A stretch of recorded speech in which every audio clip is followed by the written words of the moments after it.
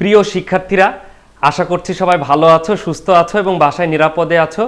আমি এআরএম রুহুল কাইয়ুম, তোমাদের বায়োলজি শিক্ষক, আবার হাজির হয়েছি বায়োলজির কতগুলো গুরুত্বপূর্ণ বিষয় নিয়ে আলোচনা করার জন্য।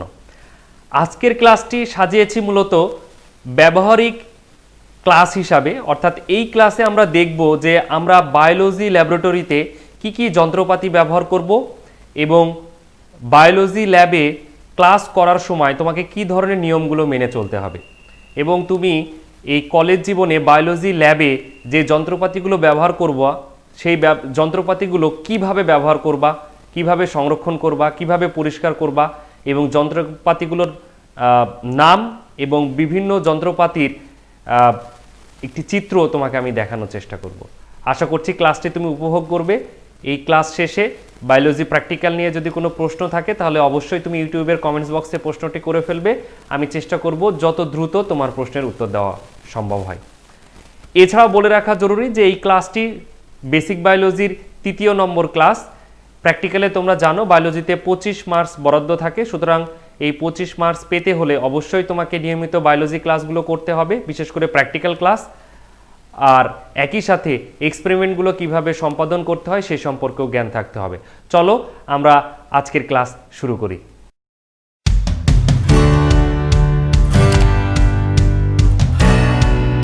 প্রিয় শিক্ষার্থীরা, তোমরা দেখতে পাচ্ছ যে চিত্রে একটি বায়োলজি ল্যাবে ছবি দেওয়া হচ্ছে। তোমাদের ক্ষেত্রেও ঠিক একই রকম একটি ক্লাসরুম থাকবে, যেখানে তুমি চিত্রে প্রদর্শিত এই ক্লাসরুমের মতোই বসবে এবং সেখানে এক্সপেরিমেন্টের জন্য প্রয়োজনীয় যন্ত্রপাতি তুমি দেখতে পাচ্ছ এখানে যেমন টেবিলে সাজানো আছে, ওখানেও ঠিক একইভাবে সাজানো থাকবে। একবারে সামনের দিকে টিচার থাকবে, টিচারের কথা তুমি এই জায়গাগুলোতে দাঁড়িয়েই ফলো করবে এবং টিচার যে ধরনের ইনস্ট্রাকশন দিবে সেটা খাতায় লিখে নিয়ে তারপরে তুমি এক্সপেরিমেন্ট শুরু করবে। এই ক্লাসরুমের মতোই অনেকটা আমাদের ল্যাবে অত্যন্ত দামি এবং গুরুত্বপূর্ণ এবং কিছু খুব প্রয়োজনীয় যন্ত্রপাতি আছে যেগুলো এখন আর বাজারে পাওয়া যায় না, সুতরাং ব্যবহার করার সময় অবশ্যই তোমাকে সতর্ক থাকতে হবে। চলো আমরা পরবর্তীতে দেখি যে কিভাবে আমরা বাকি ক্লাসগুলোতে ফলো করব। তুমি দেখতে পাচ্ছ এটা একটি কম্পাউন্ড মাইক্রোস্কোপ, বায়োলজি ল্যাবের জন্য অত্যন্ত দরকারি একটি যন্ত্র। এই কম্পাউন্ড মাইক্রোস্কোপ আমরা প্রতিটা এক্সপেরিমেন্টেই ব্যবহার করব। আমরা জানি যে উপরে এখানে চোখ রাখতে হয়, এটা একটা লেন্স, এবং নিচে যে বস্তুকে দেখব তার জন্য আর একটি লেন্স থাকে, কাছাকাছি থাকে। এই স্টেজের উপরে আমরা স্লাইডে যেটাকে দেখতে চাই সেটাকে আমরা এই দুইটি ক্লিপ দিয়ে আটকিয়ে দিই এবং নিচে আলো ফেলি। এই আলোটা প্রকৃতি থেকে নেওয়া হয়, এই জন্য এই ধরনের মাইক্রোস্কোপ যেটার কোনো নিজস্ব আলোক উৎস নাই, সেক্ষেত্রে আমরা জানালার পাশে বা যেখানে আলো আছে সেখান থেকে আলো নিয়ে এই দর্পণ দিয়ে আলোটা প্রতিফলিত করে এই নিচে ফেললে এখানে আলোকিত হবে, যার ফলে বস্তুটাকে আমরা ক্লিয়ারলি দেখতে পারবো। এখানে দুইটা টিউনিং ডিভাইস দেখতে পাচ্ছ বা এখানে দুইটা সুইচ দেখতে পাচ্ছ। এটা ঘুরিয়ে আমরা যে বস্তুটাকে দেখতে চাই সেই বস্তুটার একটা ক্লিয়ার অবজেক্ট এখানে তৈরি করব, যেটা আমরা চোখ দিয়ে প্রদর্শন করব বা চোখ দিয়ে আমরা দেখব। এটা হচ্ছে ফাইন টিউন হয়, আর আমরা লার্জ স্কেলে টিউন করার সময় এটাকে ইউজ করব। এটা এই উপরে যে ড্রামটা দেখতে পাচ্ছ এই ড্রামটা আপ অ্যান্ড ডাউন হবে, যার ফলে আমরা বস্তুটাকে আস্তে আস্তে ক্লিয়ার দেখতে পারবো। এটাকে ভাঁজ করা যায়, তুমি বসে দাঁড়িয়ে নানাভাবে মাইক্রোস্কোপ ইউজ করতে পারবা। সুতরাং আশা করছি সেম টাইপের কতগুলো মাইক্রোস্কোপ আমাদের ল্যাবরেটরিতে আছে যেগুলো আমরা হাতে কলমে ব্যবহার করব, কিন্তু মনে রাখতে হবে এটি ব্যবহার করার সময় সতর্কতা অবলম্বন করতে হবে যাতে কোনো কারণেই এই লেন্সগুলোতে কোনো ধরনের পিগমেন্ট, আমরা অনেকগুলো রঞ্জক ব্যবহার করব, স্যাফ্রেনিন, ক্রিস্টাল ভায়োলেট, এই জাতীয় রঞ্জকগুলো কোনোভাবেই যাতে এই লেন্সে না লাগে অথবা এই মিররগুলোতে না লাগে, এটা আমাদেরকে খুব ভালো মতো খেয়াল করতে হবে। একইভাবে তুমি যখন এই অবজেক্ট এবং উপরে আই পিসেস যে জায়গাটা এখানে যে লেন্সটা আছে এটা খোলা যায়, তুমি কত গুণ বিবর্ধিত ছবি দেখতে চাচ্ছ তার উপর ভিত্তি করে আমরা চাইলে এটাকে পরিবর্তন করতে পারবো। সুতরাং এটা টিচারের অনুমতি ছাড়া কখনোই তোমরা খুলবে না। এছাড়াও নিচের এই মিররটা যখন ঘোরাবে তখন খেয়াল করতে হবে এখানে যে স্ক্রু দ্বারা আটকানো আছে সেই স্ক্রুটা যাতে খুলে না যায়, খুব ধীরে ধীরে তোমাদের এটা ইউজ করতে হবে। এবং আশা করছি আমরা যখন থিওরিটিক্যাল ক্লাস করব তখন থিওরি ক্লাসে ল্যাবে ঢোকার আগে আবার তোমাকে এগুলোকে একবার রিভাইজ দিয়ে দিব। আমরা এই কম্পাউন্ড মাইক্রোস্কোপের পাশাপাশি খুব বড় বস্তুগুলোকে আরো ম্যাগনিফাই করে দেখার জন্য সিম্পল মাইক্রোস্কোপগুলো ইউজ করি। দেখতে পাচ্ছ এটা একটা সিম্পল মাইক্রোস্কোপ। এই মাইক্রোস্কোপটা আমরা ল্যাবে ব্যবহার করব যেমন পত্ররন্ধ্রের গঠন দেখতে, অথবা পেঁয়াজ কোষকে একটু বড় করে বিবর্ধিত রূপ দেখার জন্য আমরা এই ধরনের কম্পাউন্ড মাইক্রোস্কোপ ব্যবহার করব। এটা খুবই ব্যবহার করা সহজ। এখানে সাধারণত একটি লেন্স থাকে, আর এই স্টেজের উপরে সাধারণত লক্ষ্যবস্তু রাখা হয়। দেন দেখতে পাচ্ছ এই সুইচটাকে আপ অ্যান্ড ডাউন করে আমরা বস্তুটার একটা বিবর্ধিত রূপ দেখে থাকবো। তাহলে এই কম্পাউন্ড মাইক্রোস্কোপের পাশাপাশিও সিম্পল মাইক্রোস্কোপ তোমাকে দেওয়া হবে, যাতে যে বড় লক্ষ্যবস্তু যেগুলো মোটামুটি খালি চোখে দেখা যায় কিন্তু আরেকটু ভালোভাবে আরেকটু পরিষ্কারভাবে আমরা দেখতে চাই, এই ধরনের বস্তুকে দেখার জন্য আমরা সাধারণত এই কম্পাউন্ড মাইক্রোস্কোপ ইউজ করব।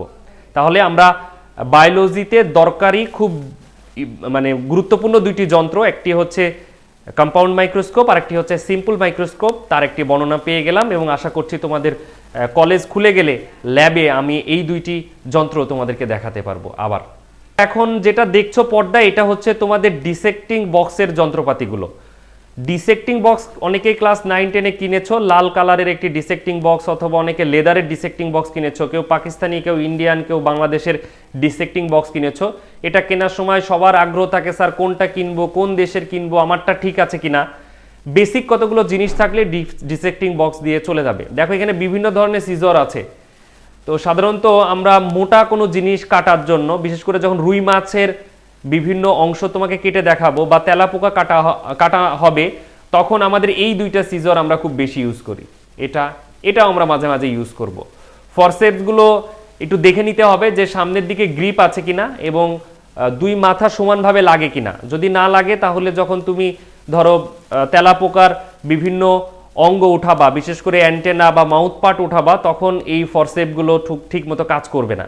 সুতরাং কেনার সময় তুমি এই মাথা দুইটা চেপে ধরে দেখবা যে দুই মাথা লাগে কিনা ঠিক মতো, এবং সম্মুখ ভাগে কিছুটা গ্রিপ করার জন্য দাগ কাটা আছে কিনা। যদি থাকে তাহলে বুঝবা যে এটা দিয়ে কাজ চলে যাবে। আর বাকি যে ম্যাটেরিয়ালসগুলো এর মধ্যে পাবা, তার মধ্যে ইম্পর্টেন্ট হচ্ছে নিডল এবং সাথে একটা তুলি পাবা, যেটা রং করা তুলির মতোই। আমরা সাধারণত পানিতে ভাসমান বিভিন্ন উদ্ভিদের প্রস্থচ্ছেদকে ওঠানোর জন্য ওই তুলিটা ব্যবহার করব। এছাড়াও তুমি ওখানে ম্যাগনিফাইং গ্লাস পাবা, ব্লো পাইপ পাবা, যেটাতে ফু দেওয়া যায়। আমরা যে স্পিড ল্যাম্প ইউজ করব, সেখান থেকে আগুনকে বাতাসের একটা মৃদু ধাক্কা দিয়ে আমরা যেখানে ফেলতে চাই পার্টিকুলারলি সেই জায়গাটায় গিয়ে আলো পড়বে, এরকম একটা ব্যবস্থা করা যায়। তাহলে এইটা হচ্ছে তোমাদের ডিসেক্টিং বক্সের একটা ওভারভিউ, তুমি চিত্রে দেখতে পাচ্ছ। মোটামুটি এইগুলো সবগুলোই থাকবে না, হয়তোবা তোমার ওখানে সিজর দুইটা থাকবে, ফরসেপ দুইটা থাকবে, এখানে অনেকগুলো দেখানো হয়েছে।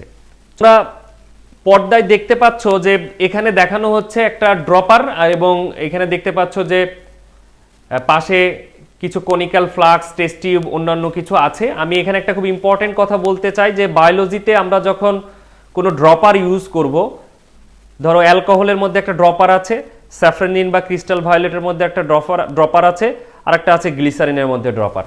প্রতিটা ড্রপারকে আলাদা রাখতে হবে।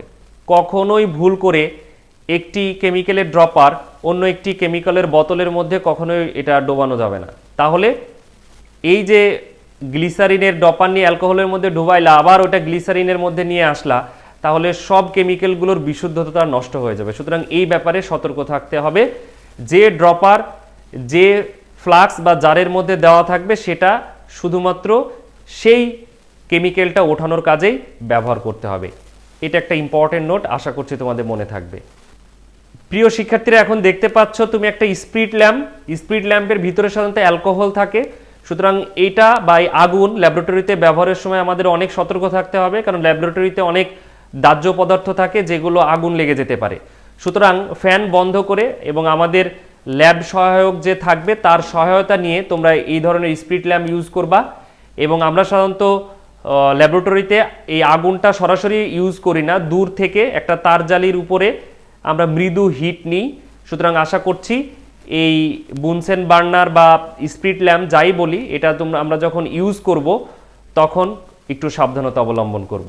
মাস্ক ইউজ করতে পারো, অনেকের প্রবলেম থাকতে পারে। আমরা যেমন তেলাপোকা, রুই মাছ বা মানুষের কঙ্কালতন্ত্র দেখব, একই সাথে আমরা উদ্ভিদের মূল, কাণ্ড এগুলোর প্রস্থচ্ছেদ করে দেখব, উদ্ভিদ কোষ দেখব, প্রাণী কোষ দেখব। সো বিভিন্ন এক্সপেরিমেন্টের সময় বিভিন্ন ধরনের কেমিক্যাল ইউজ করব, তার গন্ধ তোমার খারাপ লাগতে পারে, ভমিটিং টেন্ডেন্সি আসতে পারে। এই জন্য তুমি চাইলে নর্মাল যে মাস্কগুলো আমরা করোনার সময় ইউজ করছি এই ধরনের মাস্কও তুমি চাইলে ইউজ করতে পারো। প্রবলেম থাকে যে যেমন আমরা যখন তেলাপোকা কাটবো বা রুই মাছ কাটবো অনেকেরই এটা অভ্যাস থাকে না বা হাত দিতে চাও না, বা অনেকে ভয় পাও কামড়িয়ে দেবে কিনা। এই জন্য আসলে তেলাপোকা কামড় দেয় না, রুই মাছ তো কামড়ানোর কোনো প্রশ্নই ওঠে না, কারণ রুই মাছটা আগেই মারা যায় আর তেলাপোকাটা আমরা আগেই অজ্ঞান করে নিব। সুতরাং খালি হাতে দিলেও যে খুব সমস্যা হবে এরকম না, আমরা এক্সপেরিমেন্ট করার পর হাতগুলো ভালোভাবে পরিষ্কার করলেই হলো। এছাড়াও কেউ যদি মনে করো হ্যান্ড গ্লোভস ইউজ করবা, তাহলে তোমাকে নিজ উদ্যোগে বাজার থেকে এরকম হ্যান্ড গ্লোভস সংগ্রহ করতে হবে এবং সেটা তুমি চাইলেই ল্যাবরেটরিতে ব্যবহার করতে পারবা। এবং এগুলো ব্যবহার করার আগে হাতে যদি একটু পাউডার বা শুকনা কোনো পদার্থ, চকের গুঁড়াও হতে পারে, এগুলো যদি মেখে নাও তাহলে বারবার তুমি এই হ্যান্ড গ্লোভসটা ইউজ করতে পারবা বা খোলার সময় তোমার হাতটা ঘামবে না।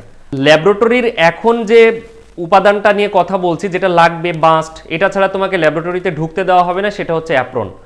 পাশে দেখো দুইটা অ্যাপ্রন দেখানো হচ্ছে, একটা মেল একটা ফিমেল। মেল এবং ফিমেল অ্যাপ্রনের মধ্যে নিশ্চয়ই পার্থক্যটা বুঝতে পারছো। আমার প্রিভিয়াস এক্সপিরিয়েন্স হচ্ছে আমি অনেক স্টুডেন্টকে দেখেছি তারা বাজার থেকে ফিমেল অ্যাপ্রন কিনে নিয়ে এসে ইউজ করতেছে।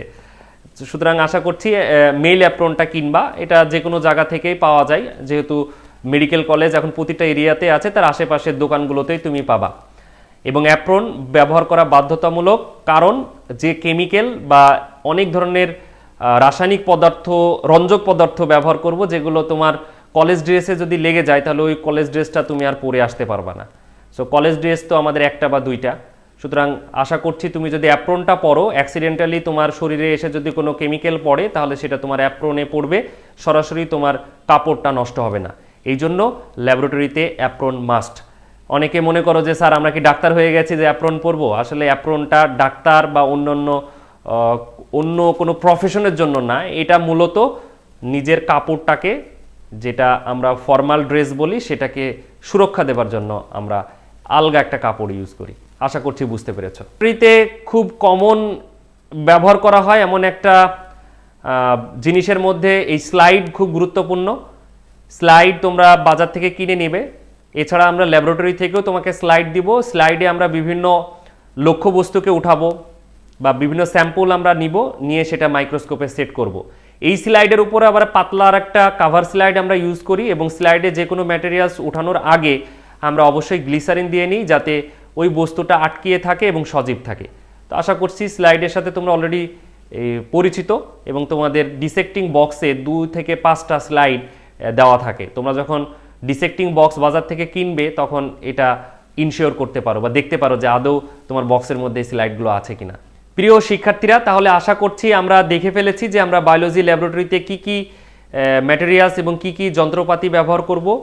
এছাড়াও তোমাকে একটু বলে রাখি, আমরা বিভিন্ন ধরনের মিউজিয়াম এক্সপেরিমেন্টের আন্ডারে বিভিন্ন ধরনের প্রাণীর যে ভাইলগুলো আছে অ্যালকোহলে ডোবানো আছে, সেই প্রাণীগুলোকে দেখাবো। 100-র উপরে প্রাণী তোমাকে দেখাবো। একটি অরিজিনাল মানুষের কঙ্কাল আছে, সেটাকে দেখাবো। এছাড়াও প্লাস্টিকের বা সিনথেটিক কিছু কঙ্কাল আছে, সেগুলো তোমাকে দেখাতে হবে। এছাড়াও ছোটোখাটো অনেক ম্যাটেরিয়ালস আছে বায়োলজি ল্যাবে। আমাদের বায়োলজি ল্যাব অত্যন্ত রিচ, অনেক ইউনিভার্সিটিরও এত সমৃদ্ধ বায়োলজি ল্যাব নাই। সুতরাং এটি তোমার সম্পদ। আমরা ধীরে ধীরে, তুমি জানো যে সেন্ট গ্রেগরি অত্যন্ত পুরনো একটি প্রতিষ্ঠান। এই প্রতিষ্ঠানের শুরু থেকে আজ পর্যন্ত এই প্রিন্সিপাল মহোদয় এবং অন্যান্য শিক্ষকদের প্রচেষ্টায় এই ল্যাবটি সমৃদ্ধ হয়েছে। সুতরাং এই ল্যাবের প্রতিটি জিনিসের মূল্য অত্যন্ত বেশি, যেটা আসলে টাকা দিয়ে পরিমাপ করা সম্ভব না। সুতরাং তোমার কাছে অনুরোধ থাকবে যে এই ম্যাটেরিয়ালস, যন্ত্রপাতি এবং এক্সপেরিমেন্ট করার সময় অত্যন্ত সাবধানতা অবলম্বন করবা এবং এগুলোকে তোমার মনে করে তুমি ব্যবহার করবা। তাহলে আশা করছি বায়োলজি প্র্যাকটিক্যাল ক্লাসে এই বিষয়ে আমরা আরও ডিটেল আলোচনা করব এবং আমরা খুব শীঘ্রই ক্লাসরুমে ফিরে আসতে পারবো এবং তোমাদেরকে বায়োলজি এক্সপেরিমেন্ট হাতে কলমে দেখাতে সক্ষম হব। আমরা পরবর্তী ক্লাসে চ্যাপ্টার শুরু করতে চাচ্ছি, বিশেষ করে আমরা বই থেকে পড়া শুরু করতে চাচ্ছি। আশা করছি বাকি ক্লাসগুলোও তোমরা উপভোগ করবে। সবাইকে আজকের মতো ধন্যবাদ। নেক্সট ক্লাসে আবার বাকি কথা হবে। ভালো থেকো সবাই।